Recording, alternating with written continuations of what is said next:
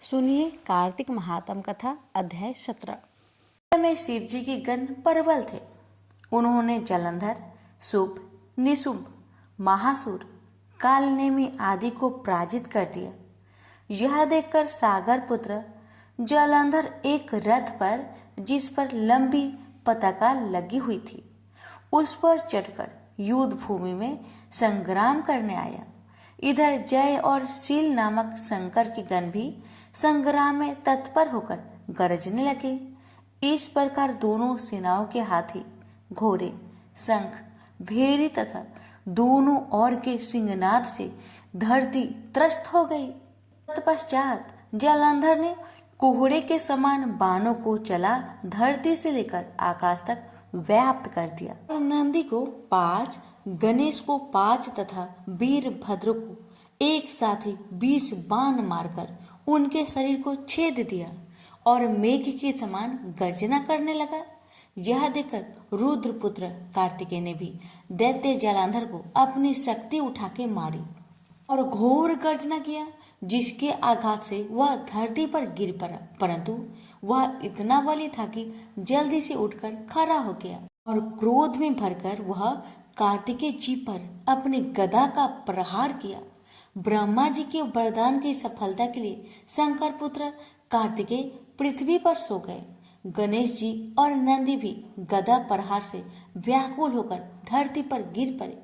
उसने वीरभद्र पर पड़ित का प्रहार किया, जिससे वीरभद्र का सिर फट गया और रक्त बहने लगा।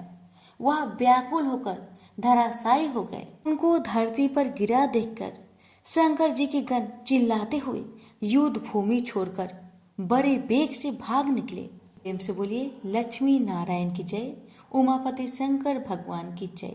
कार्तिक मास कथा अध्याय 17 समाप्त हुआ।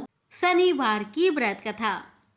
एक पौराणिक कथा के अनुसार एक बार शनिदेव भगवान शिव जी के पास कैलाश पहुंचे। शिव जी को प्रणाम करके उन्हें ज्ञात करवाया कि प्रभु, कल से मैं आपकी राशि में आने वाला हूँ और मेरी वक्र दृष्टि आप पर पड़ने वाली है। शनिदेव जी की बात सुनकर भगवान अबाक रह गए और मंद मंद मुस्कुराकर कहा, हे शनिदेव, आपकी वक्र दृष्टि कितने समय तक मुझ पर रहेगी? तब शनिदेव ने कहा कि प्रभु, कल सवा पहर के लिए ही आप पर मेरी वक्र दृष्टि रहेगी।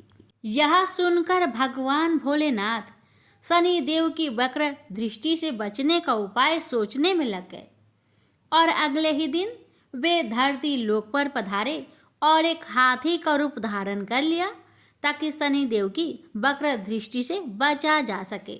भगवान शंकर को हाथी के रूप में सवा पहर तक का समय व्यतीत होने पर शिव जी ने सोचा, अब सारा दिन व्यतीत हो चुका है और शनिदेव की वक्र दृष्टि का उन पर कोई भी प्रभाव नहीं हो पाया। तब भगवान शिव पुनः कैलाश वापस लौट गए। भगवान शंकर अति प्रसन्न मुद्रा में कैलाश पहुँचे तो उन्होंने वहां पर शनिदेव को उनका इंतजार करते हुए पाया। शंकर जी को देखकर शनिदेव ने प्रणाम किया। शंकर जी ने कहा, हे शनिदेव, आपकी वक्र दृष्टि का मुझ पर कोई भी नकारात्मक प्रभाव नहीं पड़ा। यह सुनकर शनिदेव मुस्कुराए और कहा कि मेरी वक्र दृष्टि से कोई भी नहीं बच सकता, चाहे कोई भी क्यों न हो। तब शनिदेव ने कहा, हे प्रभु, मेरी ही दृष्टि के प्रभाव से आपको सवा पहर के लिए देव योनि को त्याग कर पशु योनि में जाना पड़ा। यही मेरी वक्र दृष्टि का आप पर प्रभाव था। शनिदेव की न्याय प्रियता को देखकर भगवान शिव जी अति प्रसन्न हुए। वह शनिदेव को सूर्य से भी ज्यादा प्रतापी होने का वरदान दे दिया। प्रेम से बोलिए शनि भगवान जी की जय। हर हर महादेव। एक समय स्वर्ग लोक में सबसे बड़ा कौन के प्रश्न पर 9 ग्रहों में वाद विवाद हो गया। विवाद इतना बढ़ा कि परस्पर भयंकर युद्ध की स्थिति बन गई। निर्णय के लिए सभी देवता देवराज इंद्र के पास पहुंचे और बोले, हे देवराज, आपको निर्णय करना होगा कि हम में से सबसे बड़ा कौन है। देवताओं का प्रश्न सुनकर देवराज इंद्र उलझन में पड़ गए। इंद्र बोले, मैं इस प्रश्न का उत्तर देने में असमर्थ हूं। हम सभी पृथ्वी लोक में उज्जैनी नगरी में राजा विक्रमादित्य के पास चलते हैं। देवराज इंद्र सहित सभी ग्रह देवता उज्जैनी नगरी पहुंचे। महल में पहुंचकर जब देवताओं ने उनसे अपना प्रश्न पूछा तो राजा विक्रमादित्य भी कुछ देर के लिए परेशान हो उठे, क्योंकि सभी देवता अपनी अपनी शक्तियों के कारण महान थे। किसी को भी छोटा या बड़ा कह देने से उनके क्रोध के प्रकोप से भयंकर हानि पहुंच सकती थी। अचानक राजा विक्रमादित्य को एक उपाय सूझा और उन्होंने विभिन्न धातुओं स्वर्ण, रजत, चांदी, कांसा, ताम्र यानी तांबा, सीसा, रांगा, जस्ता, अभ्रक व लोहे के 9 आसन बनवाए। धातुओं के गुणों के अनुसार सभी आसनों को एक दूसरे के पीछे रखवाकर उन्होंने देवताओं को अपने अपने सिंहासन पर बैठने के लिए कहा। देवताओं के बैठने के बाद राजा विक्रमादित्य ने कहा, आपका निर्णय तो स्वयं हो गया। जो सबसे पहले सिंहासन पर विराजमान है वही सबसे बड़ा है। राजा विक्रमादित्य के निर्णय को सुनकर शनि देवता ने सबसे पीछे आसन पर बैठने के कारण अपने को छोटा जानकर क्रोधित होकर कहा, राजा विक्रमादित्य, तुमने मुझे सबसे पीछे बैठाकर मेरा अपमान किया है। तुम मेरी शक्तियों से परिचित नहीं हो। मैं तुम्हारा सर्वनाश कर दूंगा। शनि ने कहा, सूर्य एक राशि पर 1 महीने, चंद्रमा 2.25 दिन, मंगल 1.5 महीने, बुध और शुक्र 1 महीने, बृहस्पति 13 महीने रहते हैं, लेकिन मैं किसी राशि पर 7.5 वर्ष 7.5 तक रहता हूं। बड़े बड़े देवताओं को मैंने अपने प्रकोप से पीड़ित किया है।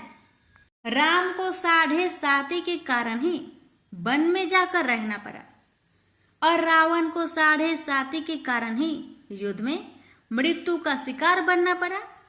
राजा, तू भी मेरे प्रकोप से नहीं बच सकेगा। इसके बाद अन्य ग्रहों के देवता तो प्रसन्नता के साथ चले गए, परंतु शनिदेव बड़े क्रोध के साथ वहां से विदा हुए। राजा विक्रमादित्य पहले की तरह ही न्याय करते रहे।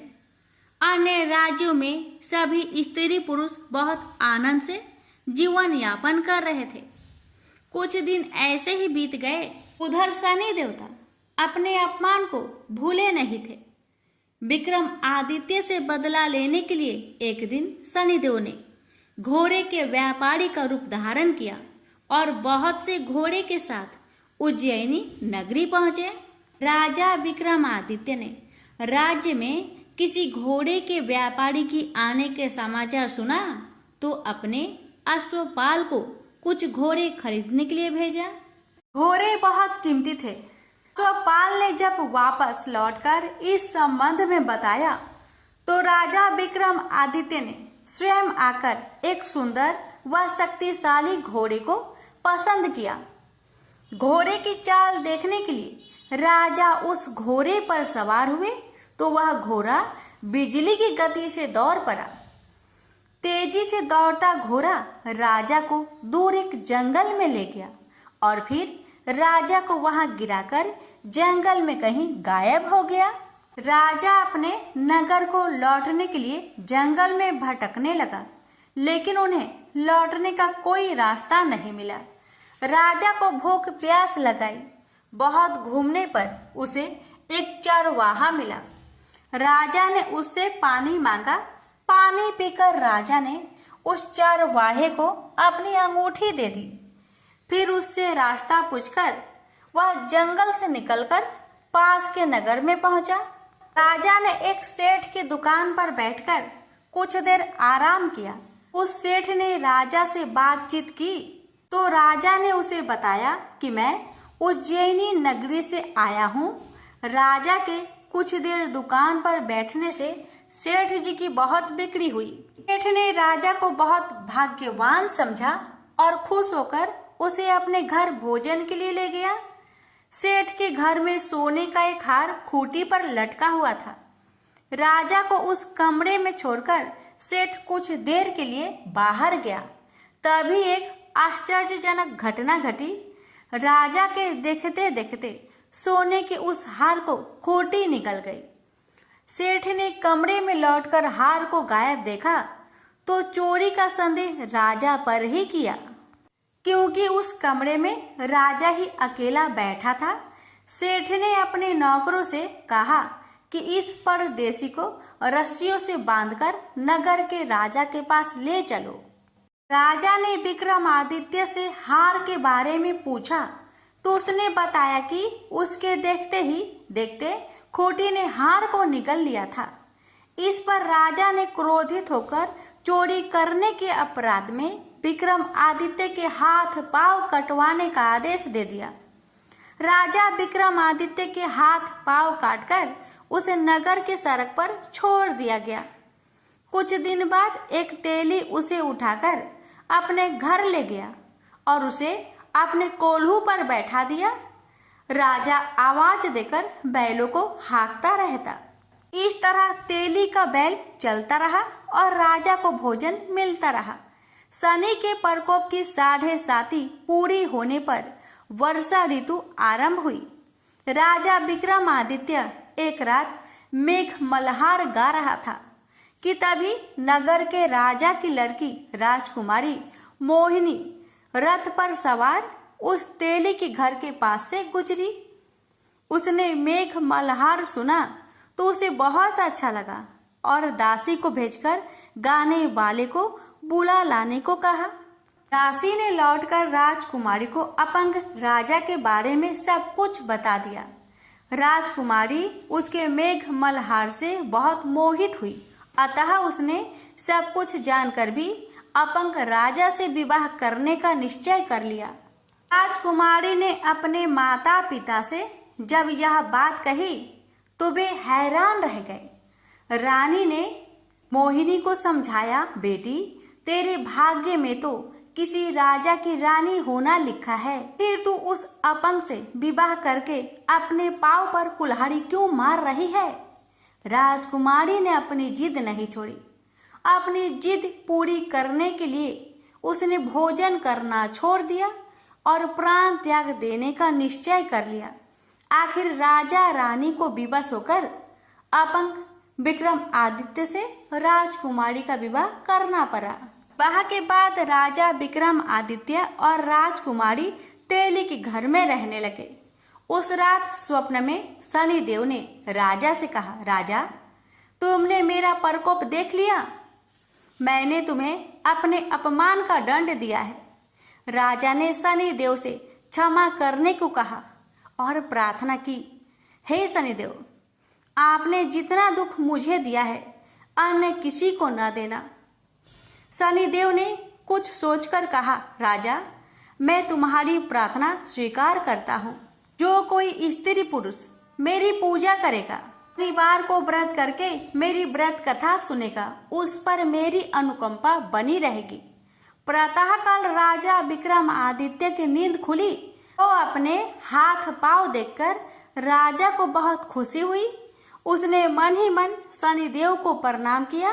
राजकुमारी भी राजा के हाथ पांव सही सलामत देखकर आश्चर्य में डूब गई। राजा विक्रमादित्य ने अपना परिचय देते हुए शनिदेव के प्रकोप की सारी कहानी सुनाई। सेठ को जब इस बात का पता चला तो दौड़ता हुआ तेली के घर पहुंचा और राजा के चरणों में गिरकर क्षमा मांगने लगा।